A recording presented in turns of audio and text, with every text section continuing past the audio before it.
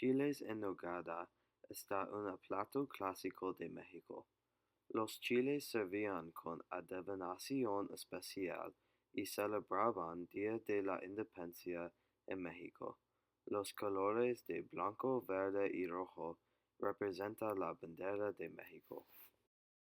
Los ingredientes son el aceite, las cebollas, la carne de res y cerdo, los tomates, la manzana, la pera, las almendras, las pasas, el acitrón, la canela, los clavos molidos, la sal, los chiles poblanos, los nueces, la crema, el queso crema, la leche, nuez moscada y el perejil.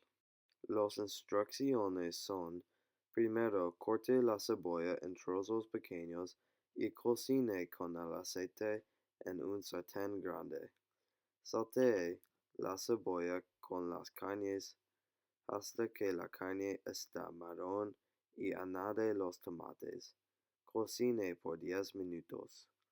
Pele la manzana y la pera y corte la manzana, la pera, las almendras, las pasas y el acitrón.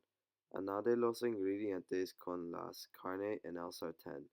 Revuelva los ingredientes que están en el sartén. Entonces añade la canela, los clavos y la sal. Cocine por 5 minutos. Por los poblanos, hace en la estufa y quieta la piel. Corte los poblanos y saque las semillas. Por la salsa de nueces, mezcle los nueces, la crema, el queso crema, la leche, la canela y nuez moscada. Añade sucre si necesario.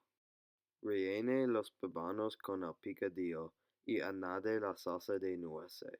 Tradicionalmente, los chiles en nogada está servir con las semillas de granada, pero las granadas no están en temporada. Adorne con perejil y sirve.